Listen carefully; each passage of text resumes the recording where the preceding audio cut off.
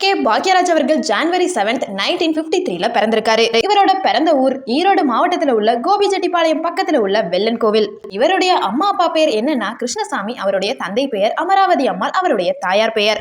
இவருக்கு 2 அண்ணன்கள் இருக்காங்க. இவரு தான் கடைசி பையன். அவருடைய அண்ணன் பெயர் செல்வராஜ் மற்றும் தன்ராஜ் அவர்கள். பாக்யராஜ் அவர்களோட பர்சனல் லைஃப்னு பார்த்தோம்னா, பாக்யராஜ் அவர்களோட படத்துல நடிச்சிட்டு இருந்த துணை நடிகையை திருமணம் பண்ணியிருக்காரு. அவருடைய மனைவி பிரவீனா. அவங்க இன்று போய் நாளை வா, மௌன கீதங்கள், பாமா ருக்மணி, இந்த மாதிரி பாக்யராஜ் அவர்களோட படத்துல சில படங்கள்லையுமே நடிச்சிருக்காங்க. அவங்களோட லைஃப் நல்லா தான் போயிட்டு இருந்துச்சு. ஆனா அவங்களோட உடல்நிலை நலக்குறைவுனால எந்த ஒரு மருத்துவமும் சரியாக இல்லாததுனால நோய்வாய்ப்பட்டு அவங்க இறந்துட்டாங்க. அவங்களோட ஞாபகார்த்தமா பாக்யராஜ் அவர்கள் அந்த மோதிரத்தை போட்டிருப்பாரு.